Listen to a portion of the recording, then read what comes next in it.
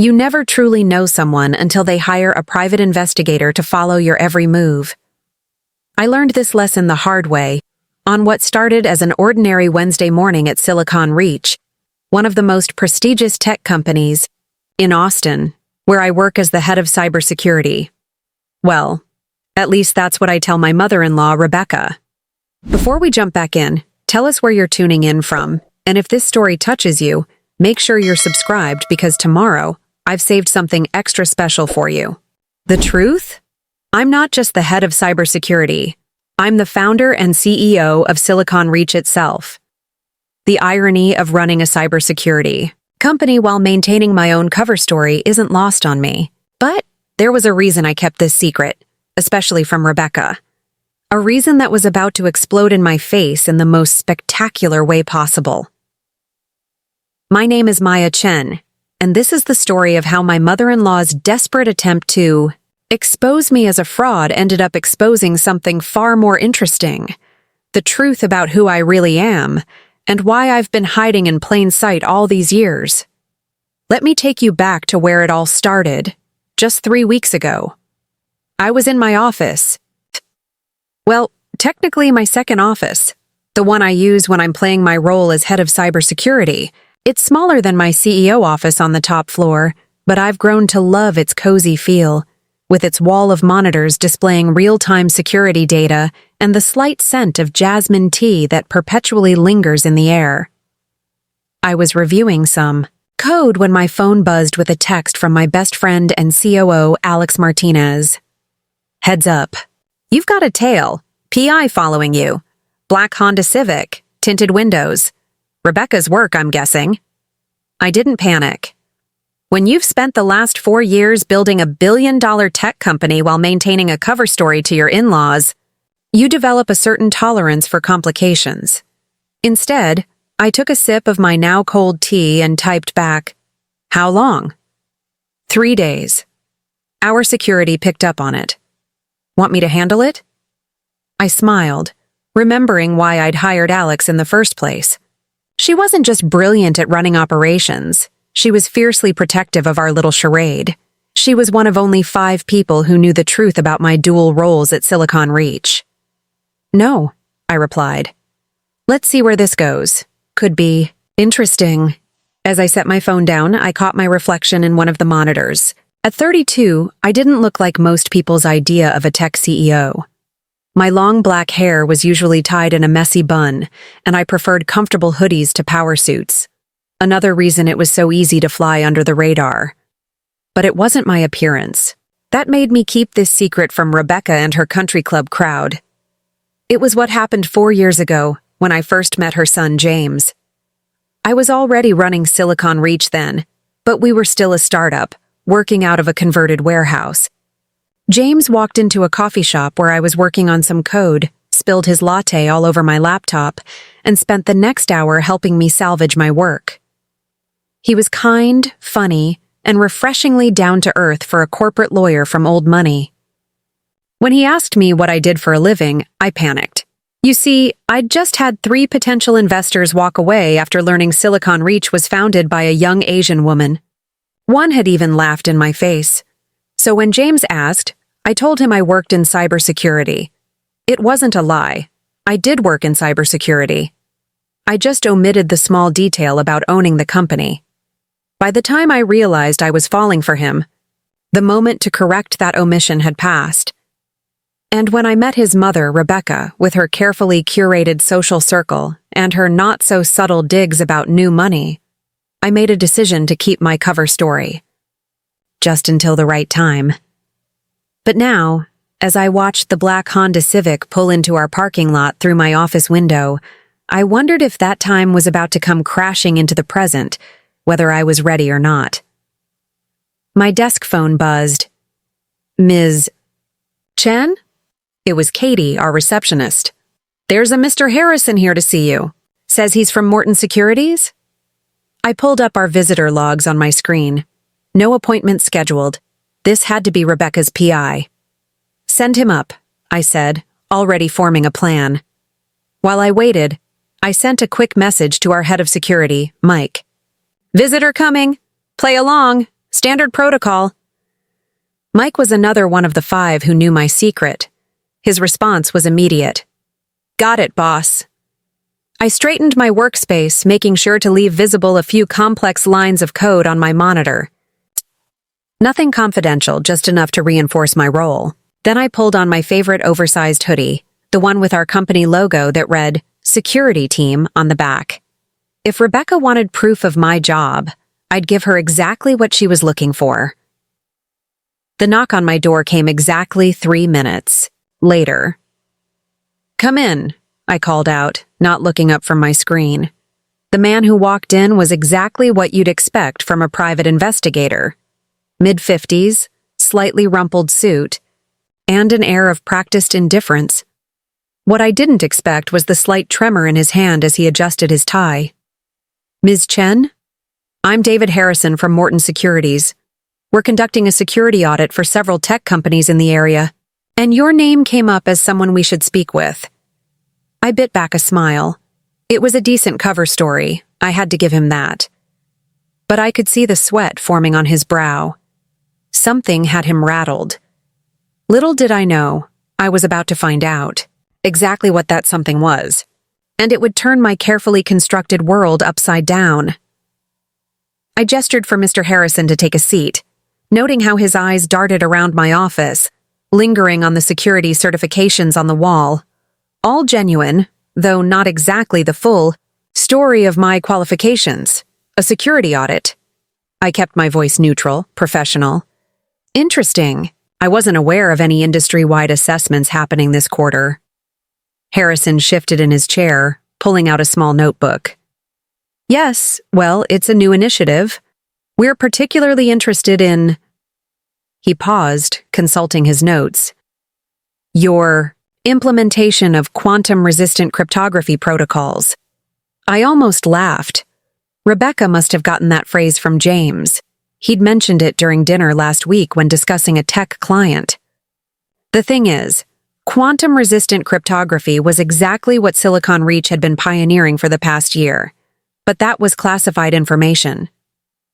The fact that Harrison brought it up meant something bigger was at play. Before I could respond, my phone buzzed. A text from Alex.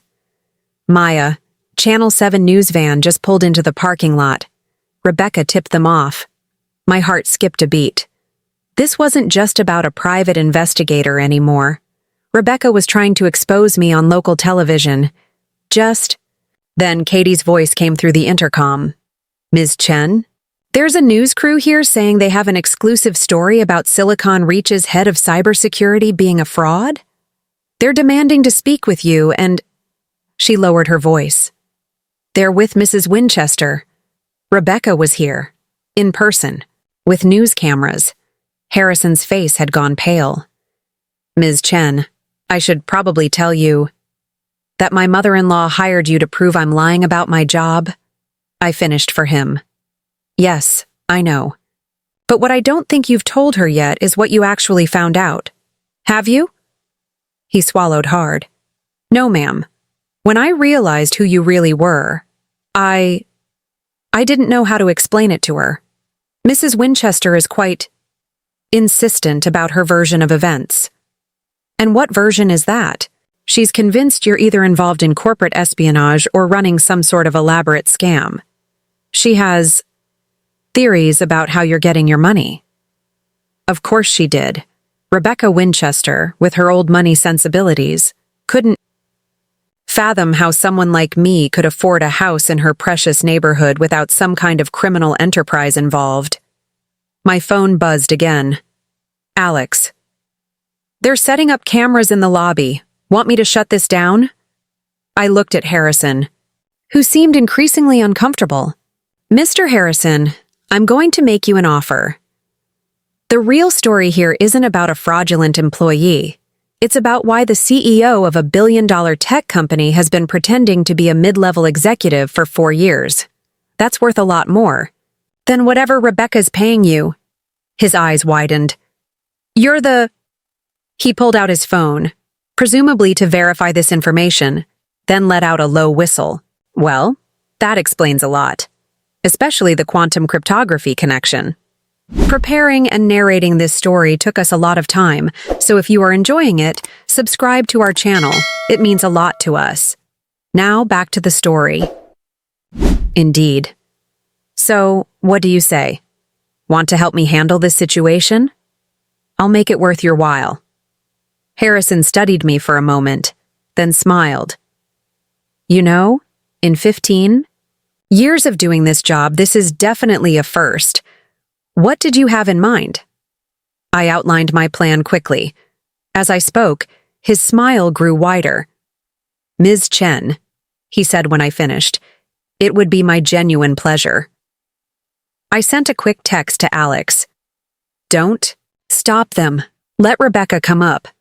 But first, I need you to pull up Project Mirror's demo. It's time for a little show and tell. Project Mirror was our latest innovation, a cybersecurity system that could create perfect digital duplicates of secure environments. We'd been keeping it under wraps, planning a big reveal at next month's tech conference. But sometimes plans change. Oh, and Mr. Harrison? I added as he stood to leave. When you go down there, make sure to look appropriately flustered. Really sell it. He grinned, messing up his hair and loosening his tie further. I've got just the thing. Used to do community theater. As Harrison left to play his part, I quickly changed into the spare blazer I kept in my office. If Rebecca wanted to put me on camera, I was going to look the part, just not the part she was expecting. Through my office window, I could see the commotion building in the parking lot. More news vans had arrived. Apparently, Rebecca had called multiple stations. She always did have a flair for the dramatic. My phone buzzed one final time. It was James. Maya, I am so sorry. I just found out what my mother's doing. I'm on my way. I texted back. Perfect timing. You might want to hurry. Your mother's about to learn exactly who she's been dealing with. Setting my phone down, I took a deep breath and pulled up Project Mirror's interface. The wall of monitors in my office sprang to life, displaying the kind of cutting-edge technology that would make any tech journalist drool. Time to go to work. The game was about to change, and Rebecca Winchester had no idea she was about to play. Right into my hands. Sometimes the best defense isn't just a good offense. It's revealing that you've been the one in control all along. Through my office door, I could hear the elevator ding, followed by the unmistakable sound of Rebecca's voice. I'm telling you, she's been lying to everyone, and I have proof, I smiled. Let the show begin. Part 3. Power Dynamic Setup. The sound of heels clicking against marble flooring grew louder, accompanied by the shuffling of camera equipment and murmured conversations. Through my office's glass wall, I could see Rebecca leading. The charge, her perfectly coiffed silver hair and Chanel suit a stark contrast to the casual tech environment of Silicon Reach. I quickly activated Project Mirror's facial recognition system, letting it scan every person approaching my office. The data started flowing across my screens. Rebecca Winchester, 58, socialite and board member of 3 charitable foundations. Behind her, 2 reporters, Maya Chen, no relation, from Channel 7 and Mark Rodriguez from Channel 4. 3 cameramen, 2 sound technicians, and Harrison bringing up the rear, playing his flustered PI role perfectly. Rebecca didn't bother knocking. She burst through my door with all the subtlety of a hurricane, camera crews jostling for position behind her. There she is, Rebecca announced triumphantly, pointing at me like she was identifying a suspect in a police lineup. The woman who's been deceiving my son and infiltrating our community. I didn't stand up. Instead, I kept my eyes on my screens, fingers flying across the keyboard as Project Mirror continued collecting data. Hello, Rebecca. I see you've brought friends. Don't you dare take that tone with me. She turned to the cameras. This woman claims to be the head of cybersecurity at Silicon Reach, but she's lying. She's nothing but a fraud who's somehow wormed her way into my son's life and our social circle. The reporters pushed forward, microphones extended. Ms. Chen, how do you respond to these allegations? Sarah Chen asked, her eyes gleaming with the prospect of a juicy story. I held up one finger in a wait gesture, still focused on my screens. This clearly irritated Rebecca, who wasn't used to being ignored. She can't even defend herself, Rebecca crowed. Mr. Harrison, tell them what you found in your investigation. Harrison stepped forward, tugging at his collar nervously. A masterful performance. Well, Mrs. Winchester, about that? Show them your evidence. The thing is... Harrison glanced at me, right on cue. I did find something, but... Just then, every screen in my office flickered to life simultaneously. The wall of monitors displayed a complex web of data, with Rebecca's face at the center. Around it, floating in holographic-like projections, were details of every charity board she sat on, every social club she belonged to, and, most interestingly, every significant financial transaction she'd made in the past month. Rebecca? I said calmly, finally turning to face her. Did you know that hiring a private investigator to gather information under false pretenses for the purpose of public's defamation is actually illegal in Texas? The color drained from her face. How did you... Or that using corporate security resources for personal vendettas violates at least 6 different federal statutes. I gestured to the screens. Everything you see here is publicly available. Information, by the way. I'm just very good at connecting dots. It's kind of my job. The reporter's attention had shifted from Rebecca to the impressive technical display surrounding us. Mark Rodriguez had his cameraman focus on the screens, while Sarah Chen was furiously taking notes. This is harassment, Rebecca sputtered. You're proving my point. No ordinary cybersecurity head would have access to this kind of technology, I smiled. You're absolutely right about that. Just then, Alex's voice came through my office speakers. Maya, James is here. Should I send him up? Yes, please. I stood up, straightening my blazer. And Alex, initiate Protocol Omega. Suddenly, every screen in the office shifted again, this time displaying the Silicon Reach logo. A holographic company overview appeared in the center of the room, showing our global reach, market capitalization, and major in. I quickly activated Project Mirror's facial recognition system, letting it scan every person approaching my office. The data started flowing across my screens. Rebecca Winchester, 58, socialite and board member of 3 charitable foundations. Behind her, 2 reporters, Sarah Chen, no relation, from Channel 7, and Mark Rodriguez from Channel 4. 3 cameramen, 2 sound technicians, and Harrison bringing up the rear, playing his flustered PI role perfectly. Rebecca didn't bother knocking. She burst through my door with all the subtlety of a hurricane, camera crews jostling for position behind her. There she is, Rebecca announced triumphantly, pointing at me like she was identifying a suspect in a police lineup. The woman who's been deceiving my son and infiltrating our community. I didn't stand up. Instead, I kept my eyes on my screens, fingers flying across the keyboard as Project Mirror continued collecting data. Hello, Rebecca. I see you've brought friends. Don't you dare take that tone with me. She turned to the cameras. This woman claims to be the head of cybersecurity at Silicon Reach, but she's lying. She's nothing but a fraud who somehow wormed her way into my son's life and our social circle. The reporters pushed forward, microphones extended. Ms. Chen, how do you respond to these allegations? Sarah Chen asked, her eyes. I quickly activated Project Mirror's facial recognition system, letting it scan every person approaching my office. The data started flowing across my screens. Rebecca Winchester, 58, socialite and board member of 3 charitable foundations. Behind her, 2 reporters, Sarah Chen, no relation, from Channel 7, and Mark Rodriguez from Channel 4. 3 cameramen, 2 sound technicians, and Harrison bringing up the rear, playing his flustered PI role perfectly. Rebecca didn't bother knocking. She burst through my door with all the subtlety of a hurricane, camera crews jostling for position behind her. "There she is," Rebecca announced triumphantly, pointing at me like she was identifying a suspect in a police lineup.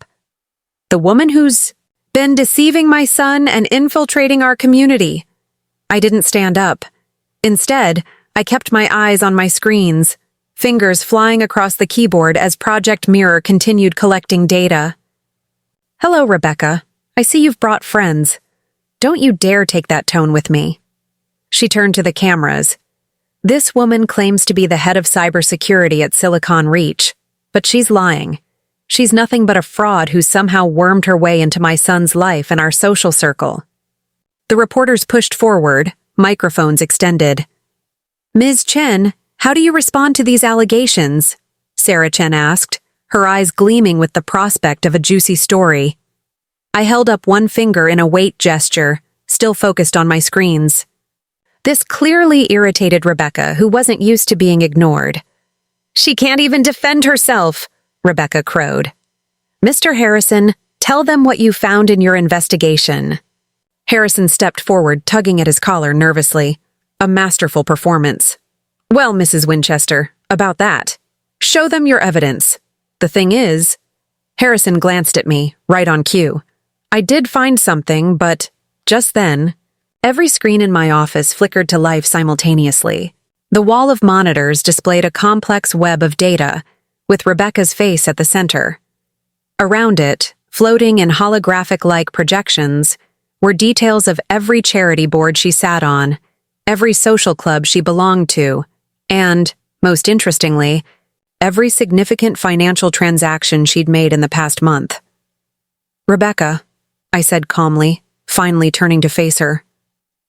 "Did you know that hiring a private investigator to gather information under false pretenses for the purpose of public defamation is actually illegal in Texas?" The color drained from her face. "How did you..." "Or that using corporate security resources for personal vendettas violates at least 6 different federal statutes." I gestured to the screens. "Everything you see here is publicly available. Information, by the way. I'm just very good at connecting dots. It's kind of my job." The reporter's attention had shifted from Rebecca to the impressive technical display surrounding us. Mark Rodriguez had his cameraman focus on the screens, while Sarah Chen was furiously taking notes. This is harassment," Rebecca sputtered. "You're proving my point. No ordinary cybersecurity head would have access to this kind of technology." I smiled. "You're absolutely right about that." Just then, Alex's voice came through my office speakers. "Maya, James is here. Should I send him up?" "Yes, please." I stood up, straightening my blazer. "And Alex, initiate Protocol Omega." Suddenly, every screen in the office shifted again, this time displaying the Silicon Reach logo. A holographic company overview appeared in the center of the room, showing our global reach, market capitalization, and major innovations. At the top of the organizational chart was my photo, with the title Founder and CEO clearly displayed. The room went deadly quiet. "You see, Rebecca," I said into the silence, "you were so convinced I was lying about being head of cybersecurity that you never considered I might actually be underselling my position." The cameras swung back to Rebecca, capturing her stunned expression. Sarah Chen found her voice first. "Mrs. Winchester, did you know your daughter-in-law was the founder of Silicon Reach?" Before Rebecca could answer, James appeared in the doorway, slightly out of breath. He took in the scene, the cameras, the high-tech displays, his mother's shocked face, and then looked at me. "I guess the cat's out of the bag," he said with a slight smile. "You knew?" Rebecca whirled on her son. "You knew about this?" "Found out about 6 months ago," James shrugged. "Walked in on Maya giving a board meeting presentation. We decided it was time for the truth to come out, but we were waiting for the right moment." He glanced at the cameras, though this wasn't exactly what we had in mind. Rebecca's face had gone from white to red. But why?" Why the deception? I clicked a button, and the displays shifted one final time, showing headlines from 4 years ago about female tech founders facing discrimination, particularly women of color. Because sometimes, Rebecca, the only way to change the game is to play it differently. I needed Silicon Reach to succeed based on merit, not assumptions or prejudices. The reporters were practically salivating now. This wasn't just a story about a fraudulent employee. It was a story about a tech pioneer who'd hidden in plain sight while building a billion-dollar company. But as I watched Rebecca's carefully constructed worldview crumbling around her, I realized this was about more than just my company or her attempted exposé. This was about challenging every assumption she'd ever made about me, about success, about what it means to belong in her world. And we were just getting started. The next few moments unfolded like a carefully orchestrated dance. Maya Chen from Channel 7 had positioned herself between Rebecca and me, her microphone darting back and forth as if she were watching a tennis match. Mark Rodriguez's camera operator had found the perfect angle to capture both the holographic displays and Rebecca's increasingly flustered expression. But it was Harrison who broke the tension, clearing his throat theatrically. "Mrs. Winchester," he said, pulling out his notebook with flourish, "I should probably return your retainer, given that the investigation has revealed circumstances quite different from our original scope." Rebecca snatched the check from his hand, crumpling it in her manicured fingers. "You knew," she accused, turning to James. "You knew and you let me make a fool of myself?" Before James could respond, I tapped a key on my keyboard. The screens shifted again, this time displaying a series of text messages, conversations between James and Rebecca from the past month. "James tried to stop you, Rebecca," I said quietly. "Multiple times. Here's you dismissing his assurances about my job 3 weeks ago. Here's him asking you to drop the investigation 2 weeks ago. And here's you ignoring his warnings yesterday about making a public spectacle." Rebecca's eyes widened as she read her own words. "That girl is hiding something, James. No one that age makes that kind of money legitimately. I'm doing this for your own good." "Mrs. Winchester," Maya Chen interjected, her journalistic instincts clearly sensing a bigger story. "Are you saying you initiated this investigation because you didn't believe a young Asian woman could be successful? Without suspicious means?" That's not... I was protecting my son," Rebecca sputtered, but her usual commanding presence was cracking. "By hiring a private investigator?" Mark Rodriguez joined in. "By attempting to publicly humiliate your daughter-in-law?"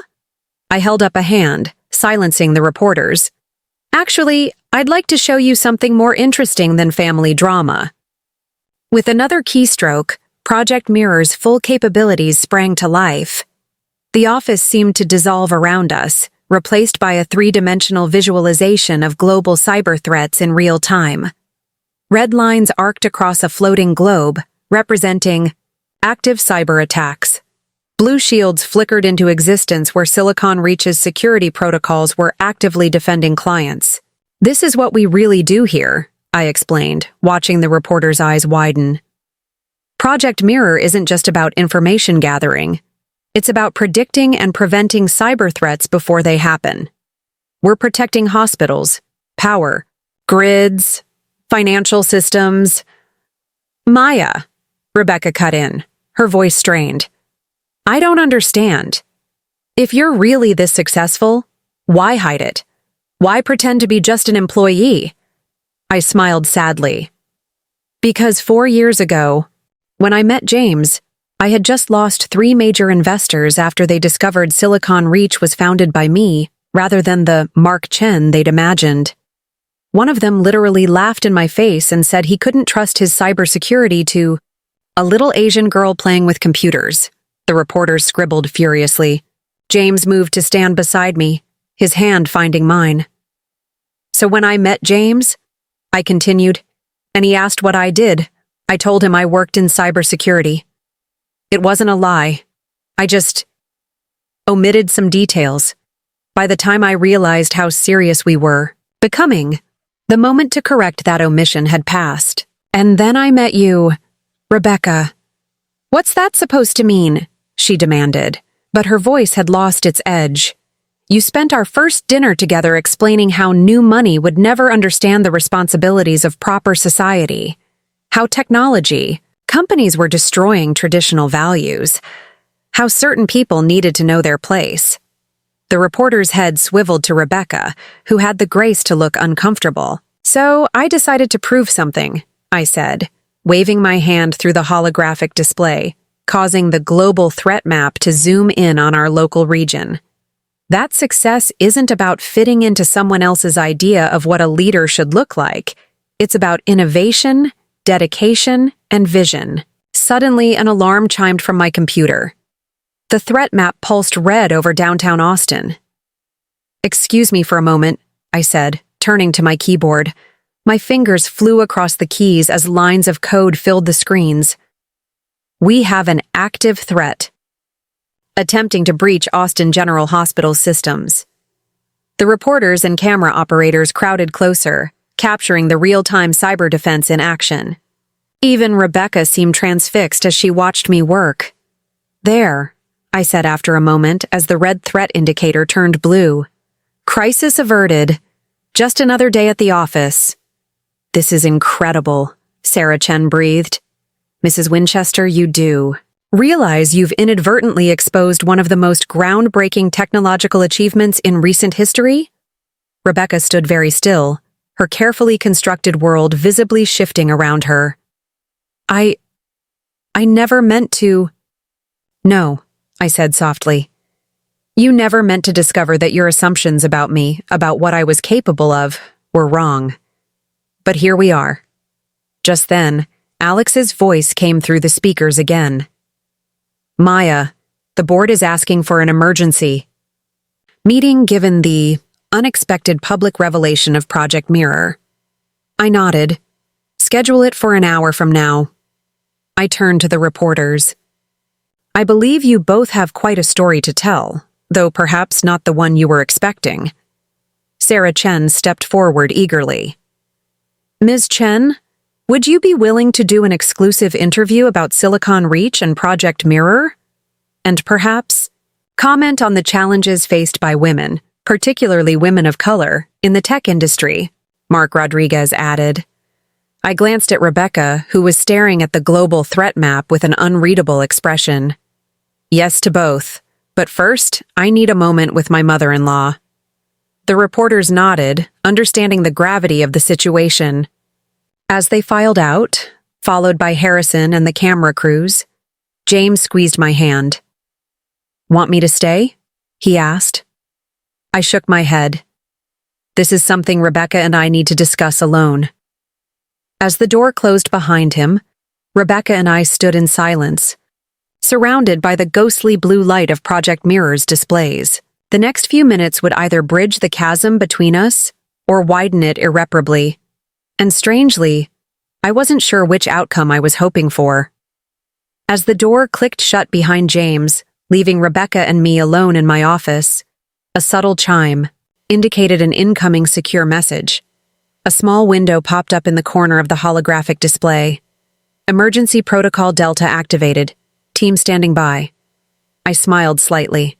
My team was watching out for me, as always, even if Rebecca couldn't. "See it? Your son," I said, breaking the tense silence, "isn't the only one who's known the truth." With a few keystrokes, 5 new holograms materialized around us, each showing a different section of Silicon Reach. In the R&D lab, Dr. Samira Patel was leading a team working on quantum encryption. In the security hub, Mike Chen, actually, my cousin, another detail I'd kept quiet, was coordinating our global defense network. The operations center showed Alex directing traffic like a conductor with an orchestra. "These are my people, Rebecca. My family." I gestured to each display. Not the kind of family you're used to, perhaps, but family nonetheless. Rebecca's eyes darted from screen to screen, taking in the sophisticated operation. "All of this? You built all of this?" "Not alone. I walked over to my desk and pressed a small button underneath. A hidden panel in the wall slid open, revealing a second office, my CEO office, connected to this one. Would you like to see the real silicon? Reach? Rebecca hesitated, then nodded stiffly. As we walked through the passage, the lights automatically activated, illuminating a space that was simultaneously modern and warm. One wall was covered in patents and awards. Another displayed photos of our team at various milestones. Our first major contract, the day we went public, the time we prevented a massive cyber attack on the national power grid. Maya? Alex's voice came through the intercom. The board is asking about damage control. Regarding Project Mirror's reveal. Also, Dr. Patel says she has something you need to see in R&D. Tell them I'll be there shortly. I turned to Rebecca. Would you like to see what your investigation has accidentally exposed to the world? Before she could answer, the elevator at the end of my office dinged. Dr. Patel burst in, her lab coat flying behind her, tablet in hand. She stopped short when she saw Rebecca. Oh, sorry, I didn't realize. I can come back. It's okay, Samira, I said. What have you got? Samira glanced uncertainly at Rebecca, then apparently decided to proceed. She tapped her tablet, and a complex molecular structure appeared in the center of the room. We did it, she said, excitement, breaking through her professional demeanor. The quantum-resistant encryption protocol? We cracked it. When your mother-in-law's news crew broadcast those few seconds of Project Mirror, it actually helped us identify the missing variable in our equation. I felt a laugh bubble up. You're telling me that Rebecca's attempt to expose me accidentally helped us solve the problem we've been working on for months? Ironic, isn't it? Samira grinned. Then, seeming to remember Rebecca's presence, she straightened her lab coat. Mrs. Winchester, your daughter-in-law is a genius. Do you know she wrote the original code for Project Mirror in one weekend, while she had the flu? Rebecca's eyebrows shot up. Is that significant? Significant? Samira looked like she might explode. It's revolutionary. The basic architecture she created has become the foundation of modern cybersecurity. Half the Fortune 500 companies rely on variations of her original code to protect their data. Just then, Mike burst in through the regular door, slightly out of breath. Maya, we've got a situation. Remember that hospital system breach you stopped earlier? It was a decoy. The real attack is happening now, and it's big. Really big. I was already moving back to my desk. Show me. The holographic displays shifted, showing a massive web of red lines converging on multiple targets across the country. Hospitals, banks, government facilities, all under simultaneous attack. This is what we've been preparing for, I said, my fingers flying across the keyboard. Samira, get back to R&D and implement the new protocol. Mike, coordinate with Global Defense. Rebecca, you might want to see this. The room erupted into controlled chaos. Samira ran back to her lab while Mike set up a command center in the corner. Alex's voice came through multiple speakers, coordinating responses across departments. Through it all, Rebecca stood silent, watching as I orchestrated our defense. Lines of code filled the screens as I worked, the holographic displays showing real-time results of our countermeasures. They're targeting patient data, Mike called out, trying to hold it for ransom. Not on my watch, I muttered, implementing a series of complex defensive protocols. Alex, activate the mirror shield. The global threat map suddenly blazed with blue light as our new security system came online. One by one, the red attack lines began to disappear. It's working, Samira's voice came through the comm system. The quantum encryption is holding. I sat back in my chair, allowing myself a small smile as the last attack was repelled. The room burst into cheers from various speakers, our global team celebrating their victory. That, I said to Rebecca, who hadn't moved during the entire crisis, is what Silicon Reach really does. We protect people, their data, their privacy, their lives. Rebecca's carefully maintained facade had cracked completely. She sank into a nearby chair, looking utterly overwhelmed. "I don't understand," she whispered. "Why didn't you tell me? Why maintain the pretense?" "Because you never asked," I replied, simply. "You never once asked me about my work, my goals, my dreams.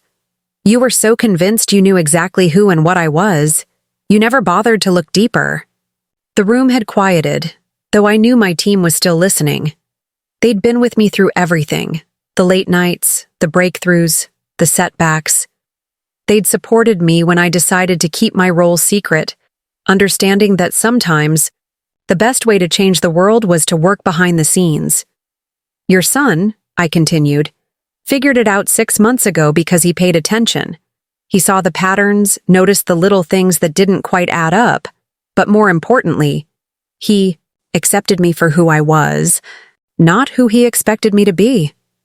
Rebecca looked around the room, taking in the advanced technology, the awards, the evidence of years of groundbreaking work. "I've been a fool, haven't I?" she said quietly. Before I could respond, Alex's voice came through again. "Maya? The board is ready for you, and the press is starting to run stories about Silicon Reach's secret CEO and the mother-in-law who exposed her." I sighed. The day was far from over. "Well, Rebecca," I said, standing up, "would you like to see what a board meeting at Silicon Reach looks like? After all, you helped create today's agenda." Her response would determine whether this revelation would break our family apart, or perhaps begin to build something new from the ruins of her shattered assumptions. The boardroom at Silicon Reach wasn't what most people would expect. Instead of a traditional long table, the room featured a circular holographic interface where remote board members could appear as if they were physically present.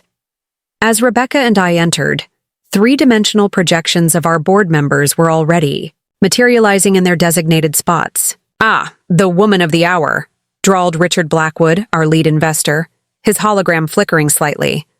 "Or should I say the women?" His eyes moved from me to Rebecca, a slight smirk playing on his lips. I felt Rebecca stiffen beside me. She might not understand tech, but she understood power dynamics. And right now, every eye in the room, both physical and holographic, was trained on us. "Before we begin," I said, taking my place at the interface, "I should introduce my mother-in-law, Rebecca Winchester. She's inadvertently catalyzed what might be the most significant day in Silicon Reach's history." "Inadvertently?" Another board member, Janet Chang, leaned forward in her holographic chair. "Maya, Project Mirror was supposed to be unveiled at next month's Tech Summit. Now we have every major news outlet running stories about a secret CEO and a family scandal. Our stock has jumped 15% in the last hour alone due to the leaked footage of the quantum encryption breakthrough." "Which brings us to our first order of business," Richard cut in. "The board has been discussing this situation, and we believe it presents an opportunity." I felt a chill run down my spine. I knew that tone. "What kind of opportunity?" I asked, though I had a sinking feeling I knew where this was going. "Reality TV," Richard announced. "Think about it. Young female tech genius, hiding her success from her traditional mother-in-law, running a billion-dollar company in secret. The networks are already calling. We could turn this into a goldmine." Rebecca made a small choking sound beside me. "Absolutely not," I said firmly. "Silicon Reach is a cybersecurity company, not an entertainment circus." "Be reasonable, Maya," Janet urged. "The publicity from today's events is already out there. We might as well control the narrative." Before I could respond, an urgent alert flashed across the holographic interface. Mike's voice came through the speakers. "Maya, we've got incoming. Remember that hospital attack? It was more than a decoy. They were mapping our quantum encryption." Responses. "They're launching a coordinated strike against our entire network, and they're using our own code against us." The boardroom erupted into chaos as real-time threat data began streaming across the displays. Red warning signals blazed across the global map. "Who's behind this?" I demanded, my fingers flying across the interface. "You're not going to believe this." Alex's voice joined the conversation. "We've traced the attack signature. It's coming." "From Morton Securities," Rebecca gasped. "The private investigation firm?" They were never just private investigators, I realized, pieces clicking into place. Harrison's questions about quantum encryption, they were fishing for information. "Rebecca, they used your investigation as cover to probe our defenses." "Oh God," Rebecca whispered. "This is my fault." "No time for blame," I said, already implementing emergency protocols. "Mike, lock down the core systems. Alex, get Samira and her team ready to deploy the backup encryption. Board members, I need this room cleared for emergency operations." "Now wait just a minute," Richard protested. "As the board, we need to be involved in crisis management decisions." "What you need to do," I snapped, "is let me save this company from an attack that could compromise half the country's critical infrastructure." The holographic displays were now showing cascading failures across our network. Client systems were starting to go dark. "Maya," Samira's voice cut through the chaos. "The quantum encryption, they're not just using it, they've somehow improved upon it. They're using a variant we've never seen before." I felt the blood drain from my face. There was only one way they could have done that. "They didn't just map our responses," I said. "They used Rebecca's news crew broadcast to capture the base code of Project Mirror itself. The camera footage contained enough of our quantum calculations to reverse engineer the entire system." Rebecca stepped forward, her socialite facade completely gone. "What can I do to help?" Everyone in the room, physical and holographic, turned to stare at her. "I caused this," she continued, her voice stronger. "I let my prejudices and assumptions lead me right into their trap. Now tell me how to fix it." A small smile played at the corners of my mouth. "Actually, I might have an idea." I turned to the board members.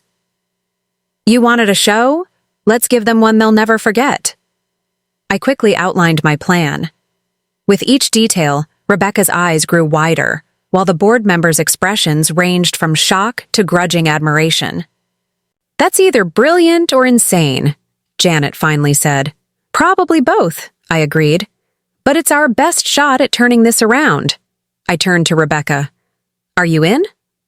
She straightened her Chanel jacket, a familiar determination settling over her features. "Just tell me what to do." As the board members' holograms winked out one by one, I began typing rapidly on the interface. "Alex, get those reporters back here, all of them. Mike, I need you to let the attackers think they're succeeding. Give them just enough resistance to keep them interested. Samira, prepare Project Mirror for full spectrum inversion. Maya," Alex's voice held a note of concern. "Are you sure about this? If it doesn't work, then I'll have managed to lose both my company and my family in one day," I finished. "But if it does work..." I glanced at Rebecca, who was watching me with new eyes. "We might just save both." The global threat map continued to pulse red as our attackers pressed their advantage, unaware that they were about to become players in a very different kind of game. "Mrs. Winchester," Harrison's voice suddenly came through the speakers, dripping with smug satisfaction. "I believe it's time for you to see what a real investigation looks like." Rebecca's face hardened. "Maya, whatever you're planning, do it. Fast." I know that tone. "He's enjoying this too much." I nodded, making the final adjustments to my code. "Oh, don't worry. He's about to enjoy it a lot less." The next few minutes would either mark the end of Silicon Reach or the beginning of something entirely unexpected. As I activated the first phase of our countermeasure, I couldn't help but appreciate the irony. My mother-in-law's attempt to expose my secrets might just help me pull off the greatest technological coup in cybersecurity history. Provided, of course, we all survived the next hour. While my team scrambled to implement our countermeasures, I retreated to my secret sanctuary, a small server room hidden behind a biometric locked door in my CEO office. The soft hum of processing units had always helped me think, and right now, I needed clarity more than ever. The space was barely bigger than a closet, bathed in the blue glow of LED status lights. I'd installed a small desk here years ago, during Silicon Reach's early days when I needed a place to code without interruption. Now it served a different purpose, a quiet space where I could confront the magnitude of what we were about to attempt. My phone buzzed. A message from James. "Mom just told me your plan. Are you sure about this?" Before I could respond, another message popped up, this one from an encrypted number I didn't recognize. "Having fun yet, Ms. Chen? H. Harrison." Somehow he'd gotten my private number. I placed my phone on the desk and pulled up Project Mirror's core systems on the secure terminal. The attack was still ongoing, but something about the pattern seemed off. I zoomed in on the data streams analyzing the code structure. "You see it too, don't you?" Samira's voice came through my earpiece. She must have noticed me examining the same sections she was studying in R&D. "The attack pattern," I said. "It's too perfect, too structured. Like it was designed specifically for us to notice," she agreed. "Maya, what if we're not seeing the real threat?" I leaned back in my chair, letting the implications sink in. If Morton Securities had managed to reverse engineer our quantum encryption from just a few seconds of broadcast footage, what else had they gleaned about our systems? The doubt I'd been holding at bay started to creep in. Had I underestimated them? Was I about to lead my company and my family into an even more elaborate trap? "Maya?" Alex's voice joined the conversation. "The reporters are back, and they've brought friends. Every major tech publication in the country has a representative in the lobby. Even Bloomberg is here." I closed my eyes, feeling the weight of multiple worlds on my shoulders. "How's Rebecca holding up?" "Actually," Alex hesitated. "You might want to see this." A video feed appeared on my screen. Rebecca was in the main conference room, commanding the attention of every reporter present. But instead of her usual society hostess persona, she was speaking with fierce intensity about corporate espionage and the responsibilities of journalism. "You want a story?" she was saying. "How about one about a private investigation firm that exploited my personal vendetta to launch a cyber attack on critical infrastructure? That's your headline." I watched in amazement as my mother-in-law, who yesterday couldn't tell a firewall from a fire escape, systematically laid out the ethical implications of what Morton Securities had done. She was reframing the narrative completely, turning her own scandal into a cautionary tale about corporate surveillance. "Your mother-in-law is trending on Twitter," Mike reported, a note of awe in his voice.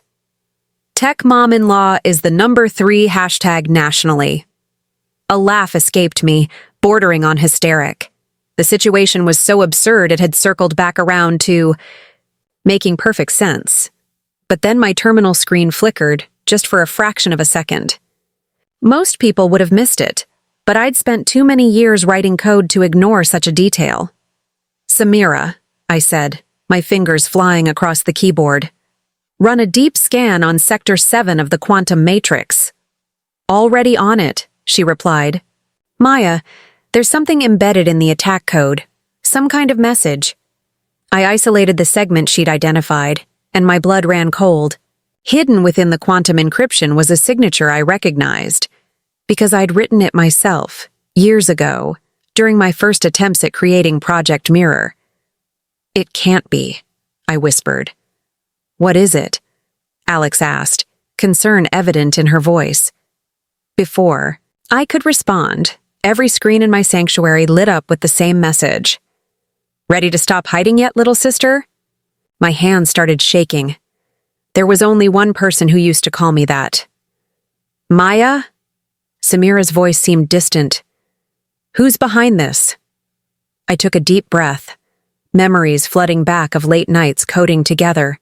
sharing dreams of changing the world through technology before it all went wrong. His name is Eric Chen, I said quietly. He's my brother, and he's supposed to be in prison. The silence that followed was deafening. Eric had been arrested 3 years ago for cyber terrorism. After attempting to breach several government facilities, I'd testified at his trial, a fact he'd never forgiven. That's impossible, Mike said.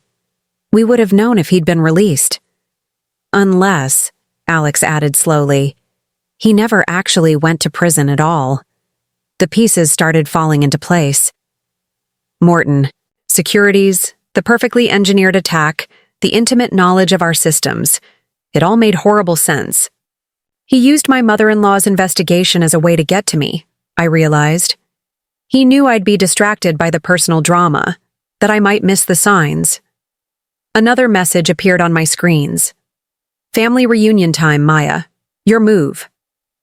I stood, up, my doubt transforming into something else entirely. Eric had always been brilliant, but he'd also been predictable in one crucial way: his need to prove he was smarter than everyone else. Alex, I said, my voice steady despite the storm of emotions inside me, tell the reporters to stand by. Mike, maintain current defense protocols but prepare for Protocol Phoenix. Samira, remember that failed experiment from last year? The one that almost fried our quantum processors? The cascade overflow. But that was a disaster. Oh. I could hear the smile in her voice as she caught on. Oh, that's devious. I walked to the door of my sanctuary, pausing for one last look at the message from my brother. Rebecca's not the only one who underestimated me, I said softly. Time to show Big Brother what his little sister can really do. As I stepped back into my office, I found Rebecca waiting for me, concern etched on her face. I heard, she said simply. What do you need? I managed a small smile. How do you feel about helping me catch a cyber terrorist? Rebecca straightened her spine, and for the first time, I saw something like respect in her eyes. Lead the way. The doubt wasn't gone. It had just transformed into determination. Eric had made a crucial mistake. He'd assumed I was still the same person who'd testified against him 3 years ago. He had no idea how much I'd grown, or how far I'd go to protect what I'd built, and he was about to find out. The elevator doors opened to Silicon Reach's main lobby, and I almost stumbled backward. Standing among the crowd of reporters was a face I hadn't seen in 3 years. Victoria Zhao, Eric's former research partner and my one-time mentor. Hello, Maya, she said, her voice carrying that same smooth confidence I remembered from my internship days. Quite a show you're putting on. The reporters swiveled their cameras toward her, sensing another twist in the story. Victoria stepped forward, her Louboutin heels clicking against the marble floor. She looked exactly as I remembered, elegant, poised, and absolutely dangerous. Ms. Zhao, Maya Chen from Channel 7 thrust her microphone forward. You know Ms. Chen? Victoria's smile was razor sharp. Oh, I know both Chen siblings quite well.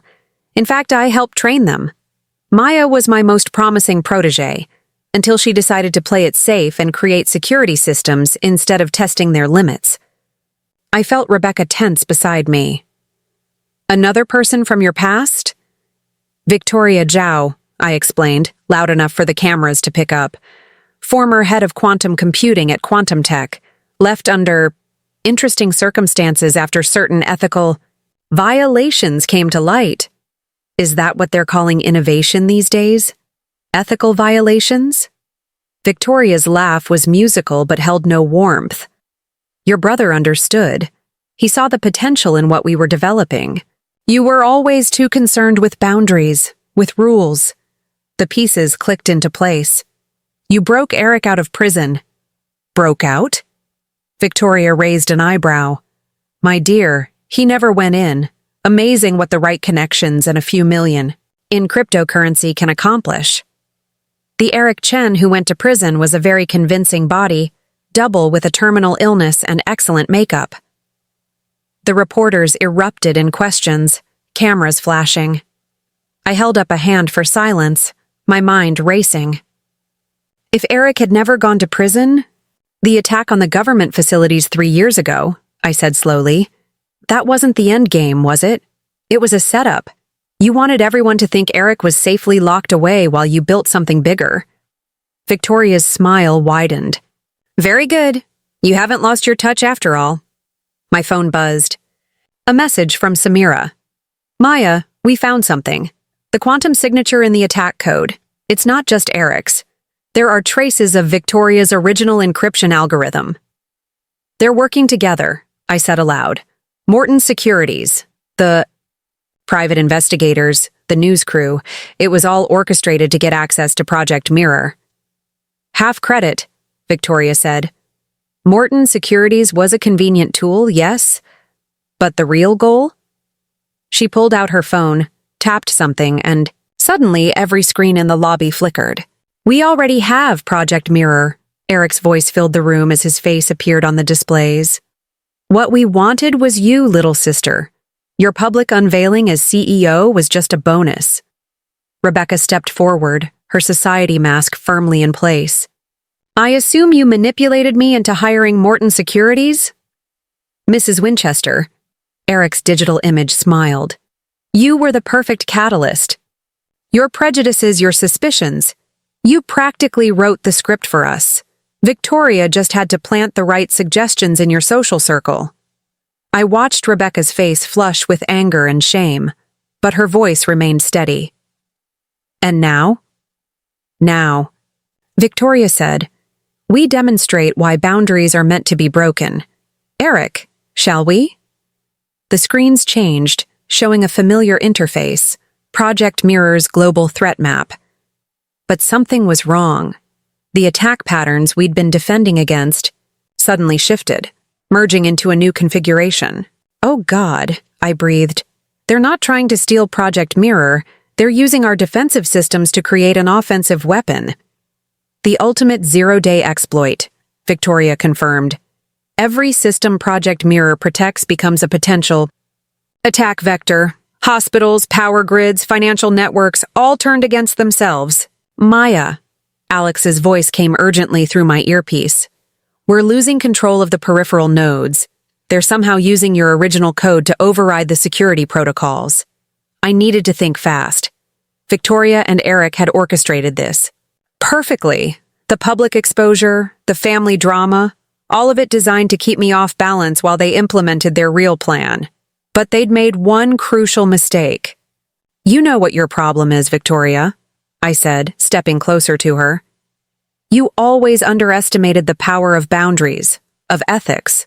You taught me that rules are limitations, but you never understood that limitations breed innovation. I tapped my own phone, and suddenly the lobby's screen split, half showing Eric's attack, half showing a new program initializing. What is this? Victoria's confidence wavered slightly. This, I said, is Project Phoenix. A complete rebuild of our quantum security architecture that I created after Eric's arrest. It's based on a principle you both forgot. Sometimes the best defense isn't a good offense. Sometimes it's letting your opponent think they've won. The new program began to spread through our network, not fighting Eric's attack but embracing it, channeling it, transforming it. No, Victoria whispered, finally understanding.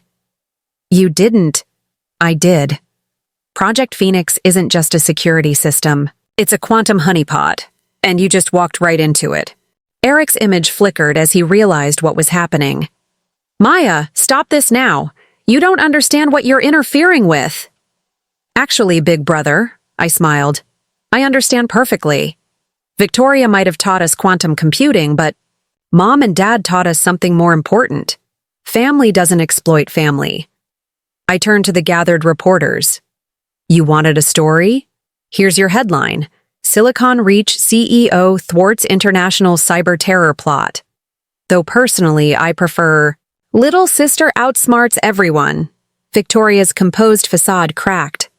She reached for something in her purse, but Rebecca, my supposedly technophobic, society-obsessed mother-in-law, moved faster than anyone expected, knocking the object away with a perfectly timed swing of her Hermes bag. That's genuine. Crocodile, Rebecca said calmly as security officers swarmed in. I do hope you didn't scuff it. As Victoria was led away in handcuffs, the screens showed Eric's attack collapsing in on itself, trapped in Project Phoenix's quantum maze. We hadn't just stopped them. We'd captured enough evidence to put them away for decades. But watching my brother's image fade from the screens, I felt no triumph. Only a deep, complicated sadness for what could have been. Maya, Rebecca touched my arm gently. I think it's time we had a real conversation about family, about assumptions, and about fresh starts. I nodded, suddenly exhausted. Yes, I think it is. The reporters were still shouting questions, cameras still flashing, but in that moment, something shifted between my mother-in-law and me. We'd both been wrong about each other, both been manipulated by others' expectations. Maybe it was time to rewrite that story too. The aftermath of Victoria's arrest should have been the end of it. But as I stood in my CEO office, watching the sunset over Austin's skyline, a new alert flashed across my screens. Not another attack, something worse. Maya, Alex's voice was tight with concern. You need to see this. The quantum honeypot. It's destabilizing. I rushed to my terminal, pulling up Project Phoenix's core diagnostics. The code was beautiful in its complexity, streams of quantum calculations flowing like digital rivers. But there, in the center of it all, was a growing anomaly. Eric's attack code is mutating, Samira reported from R&D. It's using our own quantum algorithms to evolve. Phoenix can't contain it much longer. Rebecca, who had been quietly observing from a corner of the office, stepped forward. What does that mean in plain English? I took a deep breath. It means my brother left us a parting gift. His code isn't just attacking anymore. It's learning, adapting, and if it breaks free from Phoenix's containment, every system connected to Project Mirror becomes vulnerable, Mike finished. Hospitals, power grids, military installations, everything. The implications hit me like a physical blow. In trying to outsmart my brother, I'd potentially created an even bigger disaster. The quantum honeypot was turning into a quantum apocalypse. My phone rang. A call from an encrypted number. I put it on speaker. Having trouble, little sister? Eric's voice was smug even through the digital distortion. Did you really think I wouldn't have a backup plan? Victoria was always too confident, too eager to gloat. But I learned from your example, sometimes the best moves are the ones no one sees coming. Eric, listen to me, I pleaded. This is bigger than our rivalry. If that code breaks containment, then the world will finally understand what true innovation looks like, he cut in. No more boundaries, no more arbitrary restrictions, pure technological evolution. Rebecca watched the exchange with growing alarm. He's insane, she whispered. No, I said, understanding flooding through me. He's hurt. This isn't about technology at all, is it, Eric? This is about the day I testified against you, about choosing the law over family. Silence filled the line for a moment. When Eric spoke again, his voice had lost some of its edge. You were my sister. We were supposed to change the world together. And now you're going to destroy it instead, I challenged. Mom and Dad didn't raise us for this. Don't, he snapped. Don't bring them into this. But I pressed on, an idea forming. Dad always said the measure of true innovation isn't what you can create. It's what you choose not to. Remember? More silence. On my screens, the quantum anomaly pulsed ominously. Maya! Samira's voice was urgent. Whatever you're going to do it fast. Phoenix's containment field is at 60% and dropping. I made a decision. Eric, I'm sending you something. A piece of code I wrote the day after your trial. My fingers flew across the keyboard, pulling up a deeply buried file. It was a quantum algorithm I'd created in a moment of grief and guilt, a bridge between our two approaches to technology. "What is this?" Eric asked as the file transferred. "A choice," I said. "Look at the base structure. Really look at it." There was a sharp intake of breath on the other end of the line.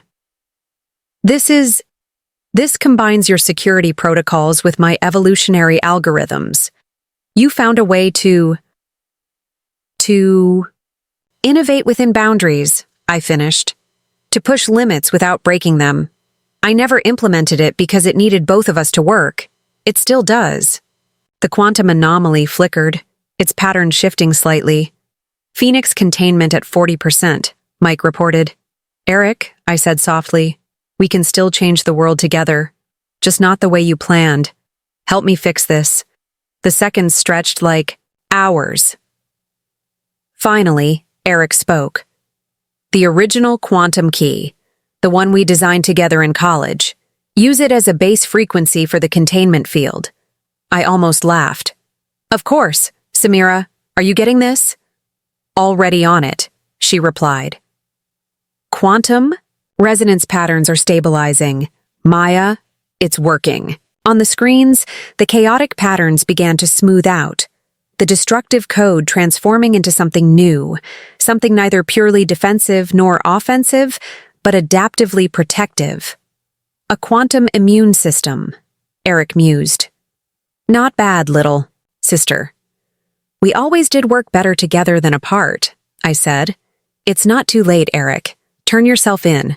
Help me develop this the right way." Another long pause. "They'll never trust me." "No," I agreed. "But I will. Eventually." Rebecca stepped forward. "As will I," she said, surprising everyone. "After all, I'm something of an expert now in admitting when I've been wrong about people." A choked sound that might have been a laugh came through the speaker. "The society queen defending the black sheep? Now I've heard everything." "Actually," Rebecca said dryly, "I prefer reformed technophobe. It has a better ring to it." The tension in the room shifted, not disappeared but transformed, like the quantum code itself. "Maya," Alex interrupted gently. "FBI's here. They're asking about Eric's location." I looked at my brother's signal trace on the screen, my finger hovering over the button that would send it to law enforcement. "Your choice, Eric. But whatever you decide, remember, you're still my brother." The line went quiet for so long I thought he'd hung up. Then, "The warehouse, where we used to code together in college. I'll be there in an hour. Bring whoever you need to." The call ended. I slumped in my chair, emotionally drained. "Well," Rebecca said, straightening her jacket, "shall we go collect your wayward brother?" I looked at her in surprise. "You want to come?" "Maya, dear," she smiled. "In the past 24 hours, I've helped expose a cyber-terrorist plot, defended your company to the national media, and hit Victoria Zhao with my favorite handbag. I think I'm invested now." For the first time all day, I felt a real smile spread across my face. "You know this means you'll have to learn actual technical terms, right? No more calling my servers those humming box things." "Don't push it," she warned, but her eyes twinkled. "Now, shall we go make something good out of this mess?" As we headed out, I realized that sometimes the breaking point isn't where things fall apart. It's where they start coming together in new and unexpected ways, even if it takes a quantum crisis to get there. The warehouse stood exactly as I remembered it, a converted industrial space on the outskirts of Austin, now surrounded by trendy coffee shops and tech startups. 4 years ago, this had been our sanctuary, where Eric and I spent countless nights coding and dreaming of changing the world. Now, FBI agents positioned themselves discreetly around the perimeter while Rebecca and I approached the entrance. I'd insisted on going in first, much to the agent's disapproval. "You know," Rebecca said quietly as we reached the door, "I used to have a brother, too." I turned to her in surprise. In all the years I'd known James's family, this had never come up. Had?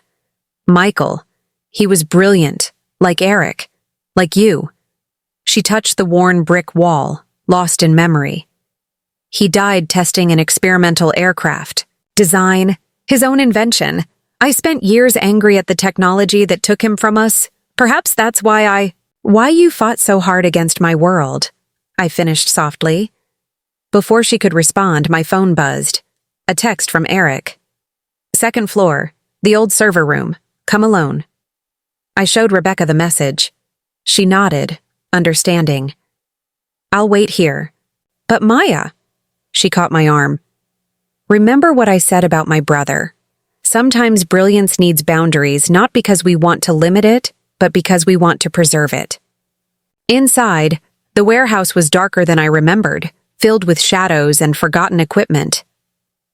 My footsteps echoed on the metal stairs as I climbed to the second floor. The server room door was ajar, soft blue light spilling into the hallway. Eric sat at his old workstation, surrounded by monitors showing Project Phoenix's transformed code. He didn't look up as I entered. You kept it exactly the same, he said, gesturing to the room. All these years. Someone had to preserve the evidence of your horrible cable management skills, I replied, falling into our old pattern of banter. He laughed, but it was hollow. You know what's funny? When I created that attack code, I thought I was finally going to prove I was the smarter one. Instead, you turned it into something better, something neither of us could have created alone. I moved closer, seeing the screens properly for the first time. Eric, what is this? The truth, he said, typing a command. New windows opened, showing emails, documents, security footage. About why I really tried to breach those government facilities 3 years ago. My breath caught as I read the documents. Classified reports about quantum computing experiments, unethical testing, covered-up accidents, all bearing Quantum Tech's logo, Victoria's company. They were using our early research, Eric explained, the stuff we developed right here in this room. But they were pushing it too far, too fast. People were getting hurt. I tried to expose it legally first, but Victoria had too many connections. So you tried to force the issue, I said, understanding dawning. The attack wasn't meant to succeed. It was meant to draw attention to their activities. And then my brilliant sister testified against me. He smiled sadly. Which was exactly what Victoria wanted. With me discredited and you focused on defensive systems, no one looked too closely at what Quantum Tech was really doing. I sank into the chair beside him, my world shifting again. Why didn't you tell me? Would you have believed me? You were so certain about right and wrong back then. Everything was binary, black and white, legal and illegal. And now? Now you've created quantum computing that exists in multiple states simultaneously. He gestured to Phoenix's code. Maybe you understand better than anyone that truth isn't always binary. A notification popped up on the main screen. The FBI was getting restless. We were running out of time. I can help you prove this, I said. We can expose Quantum Tech the right way. From my prison cell? He shook his head. They'll bury it again. Not if we use Project Phoenix. I pulled up the code we'd created together. Look at what it can do now. It's not just a security system anymore. It's a truth detector, finding patterns in data that humans miss. We can use it to track Quantum Tech's activities, document everything. It would take years, he warned. Good thing you'll have plenty of time for coding in federal prison, I replied. Unless you'd prefer to keep running?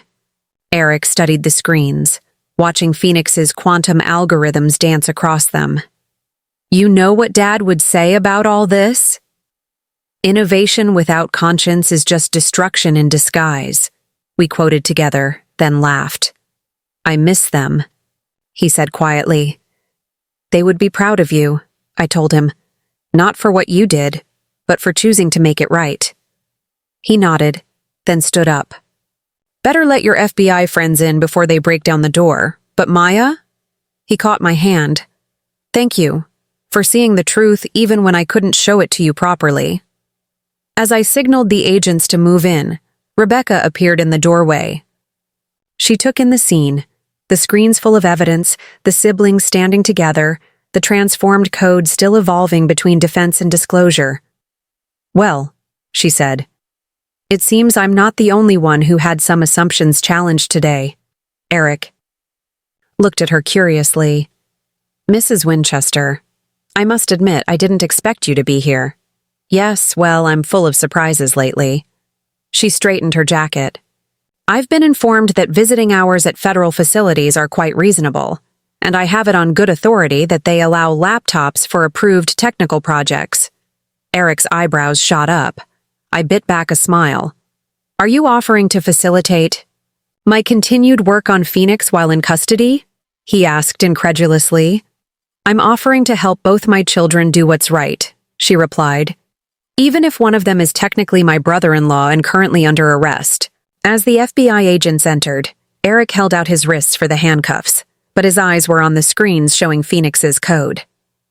"You know," he said, "Dad was wrong about one thing.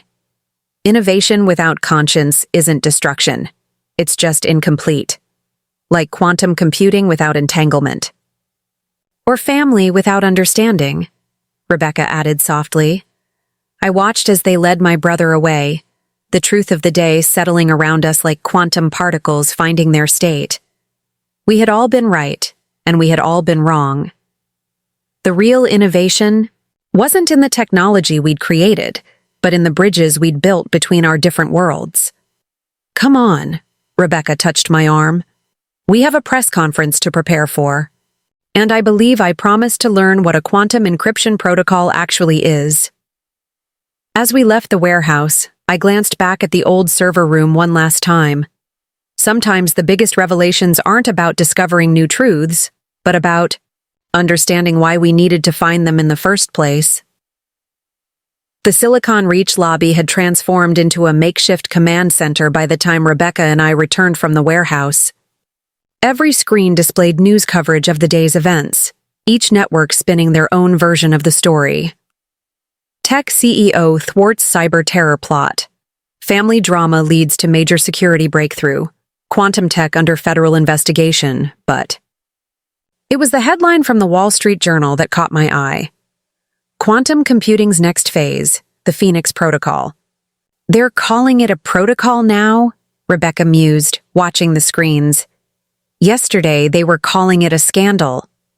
Before I could respond, Samira burst out of the elevator, tablet in hand, her lab coat flying behind her. "Maya, the quantum evolution we observed during the containment? It wasn't just adaptation. It was actual technological speciation." Rebecca blinked. "In English, please? The merged code from Maya and Eric's quantum algorithms?" Samira's eyes sparkled with excitement. "It's developing specialized subroutines for different types of systems. Medical networks get one variation, financial systems another. It's like digital DNA evolving to fit specific environments." I pulled up the data on my phone, watching the patterns shift and flow. Eric's evolutionary algorithms combined with my security protocols. They're creating something entirely new. Speaking of new, Alex approached, tablet in hand. "You might want to see this. The board just received 17 acquisition offers. Everyone from big tech to military contractors wants Phoenix." "They can't have it," I said firmly. "Not until we understand what we've actually created." "Good answer." A new voice joined the conversation. We turned to find Dr. Eleanor Wright, director of the National Quantum Computing Initiative, walking toward us. Two government officials flanked her. "Dr. Wright?" I straightened, surprised. I didn't expect a quantum computing breakthrough of this magnitude. "Of course you did." She smiled warmly. "Though I must admit, the family drama adds a unique flavor to the situation." Rebecca stepped forward, every inch the society matron. "I assume you're here about Eric?" "Among other things." Dr. Wright gestured to a nearby conference room. "Shall we?" Inside, Dr. Wright didn't waste time with pleasantries. What you and your brother created, intentionally or not, represents a paradigm shift in quantum computing. The ability to evolve and adapt quantum algorithms in real time, it's unprecedented. And dangerous in the wrong hands, I added. Precisely why I'm here. She placed a folder on the table. We're offering Eric a deal. Instead of federal prison, he'll work at our secure facility, helping to develop and safeguard this technology. Under strict supervision, of course. I felt a weight lift from my shoulders, but Rebecca wasn't satisfied. And Maya's company? What guarantees do we have that the government won't simply seize this technology? Dr. Wright's eyebrows rose slightly at we, but she answered smoothly. Silicon Reach will retain all patents and commercial rights. We're proposing a partnership, not a takeover. Just then, my phone buzzed. A message from Eric, sent through. The prison's secure system. Check the quantum pattern analysis for quantum tech satellite communications. Now, I pulled up the data on the conference room's displays. What I saw made my blood run cold. Victoria, I breathed. She wasn't just Eric's mentor. She was building her own quantum network. Look at these transmission patterns. Dr. Wright leaned forward, studying the data. A shadow network, using quantum entanglement to hide communications. How many systems are compromised? That's the thing, I said, watching the patterns unfold. These aren't just random targets. They're all connected to one project, something called Prometheus. Rebecca moved closer to the screens, her face reflecting the shifting data. In mythology, Prometheus stole fire from the gods to give to humans. He was punished for sharing divine power. Divine power. Samira's eyes widened. Maya, remember that research paper Victoria published 5 years ago? About using quantum computing to control fusion reactions? The pieces clicked into place. She's not trying to steal information, I realized. She's trying to control the new experimental fusion reactors. With quantum computing, she could either stabilize them completely or trigger a catastrophic failure, Dr. Wright finished. And our containment of her initial attack just accelerated her timeline. Alarms suddenly blared throughout the building. Alex burst into the room. Maya, we've got multiple quantum breaches. Someone's accessing the fusion research facilities across 3 continents. How long? Dr. Wright demanded. 30 minutes until they achieve critical control. I looked at the quantum patterns swirling across our screens, then at the faces around me. Dr. Wright's contained urgency, Samira's scientific fascination, Alex's determination, and Rebecca's. Was that a smile? What? I asked her. Oh, I was just thinking, she said calmly, about how yesterday my biggest concern was maintaining my social standing. Now I'm watching my daughter-in-law save the world with quantum computers. Life does have a sense of humor. Despite the crisis, I laughed. Any suggestions? Well, she straightened her Hermes scarf. In my experience, when someone tries to play God, the best response is to show them they're merely human. I assume you can do that with your computers? Actually, I said slowly, an idea forming. We can, but we'll need Eric's help, and Project Phoenix, and possibly every quantum computer we can access. I'll make the calls. Dr. Wright was already reaching for her phone. I'll coordinate with the fusion facilities, Alex added. And I, Rebecca, declared, we'll handle the press. Because if we're going to save the world, we might as well control the narrative. I looked at my unlikely team. Government officials, scientists, family, all united by a crisis none of us had seen coming. Well then, I said, pulling up Phoenix's core systems, let's show Victoria what happens when you underestimate not just one Chen, but an entire quantum-enhanced family. The next 30 minutes would either prevent a global catastrophe or witness one. But somehow, surrounded by this improbable alliance of brilliant minds and determined spirits, I felt oddly confident. After all, we had something Victoria had forgotten about. The power of working within boundaries, of innovation tempered by responsibility, of family strengthened by understanding, and we had a quantum computer that could evolve faster than Victoria's hubris.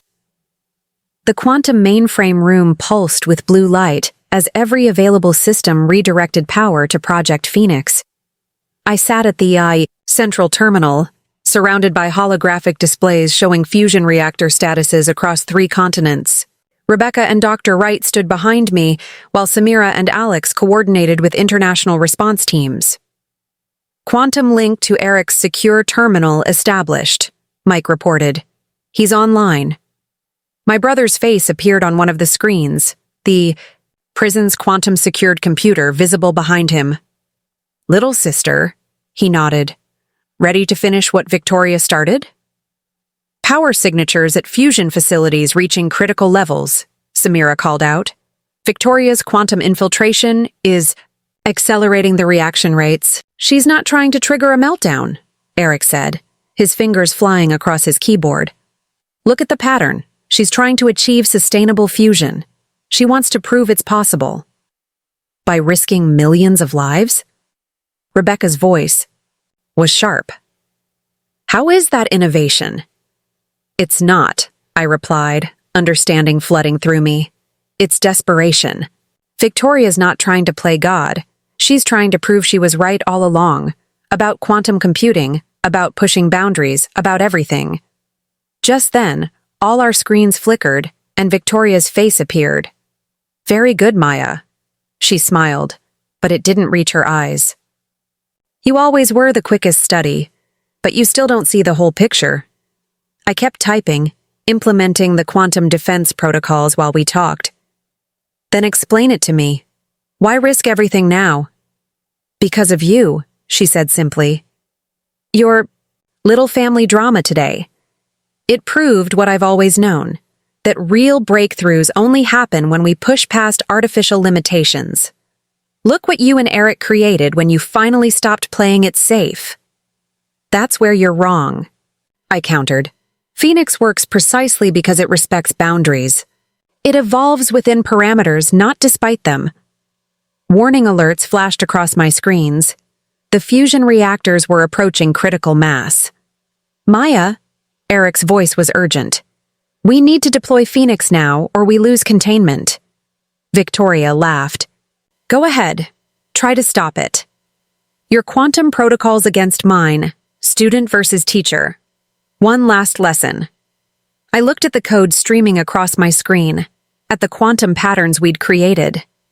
Then I looked at Rebecca, remembering what she'd said about her brother, about brilliance needing boundaries. No, I said quietly. No more teacher versus student. No more brother versus sister. No more old guard versus new guard. My fingers flew across the keyboard as I implemented the final protocol. Phoenix isn't about fighting quantum with quantum. It's about understanding connection. I pressed enter, and Project Phoenix activated, but not as Victoria expected.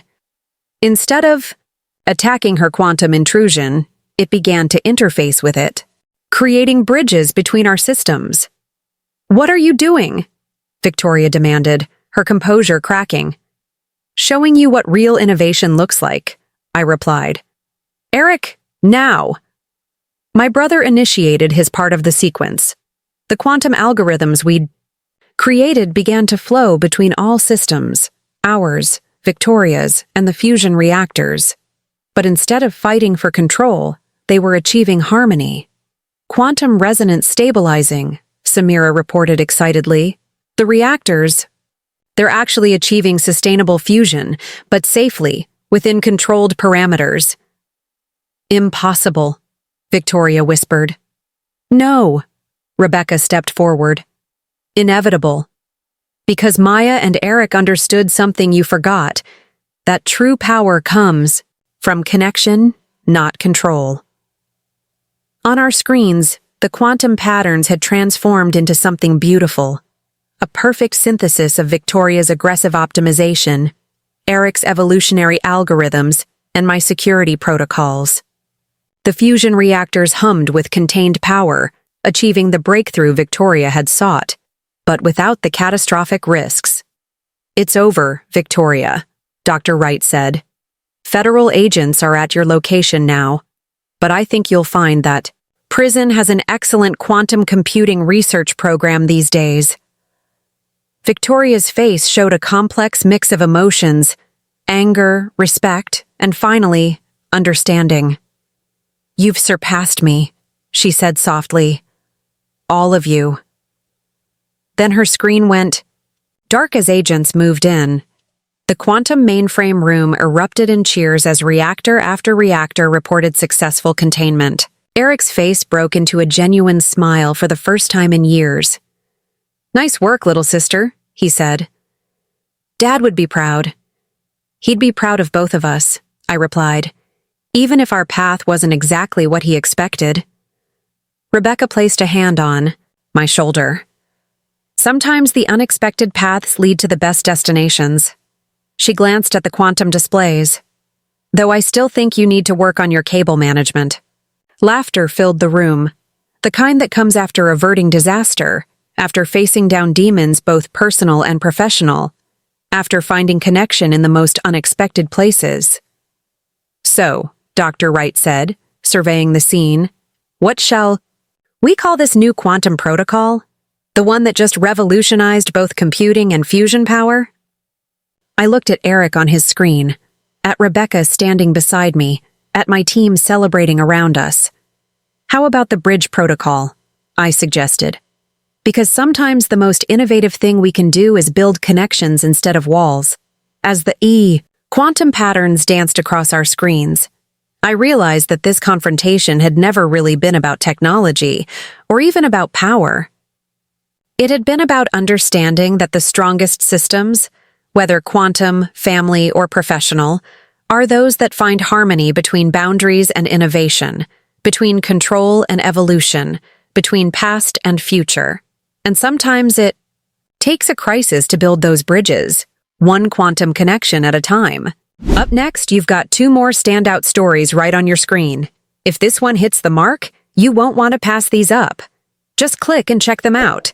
And don't forget to subscribe and turn on the notification bell so you don't miss any upload from us.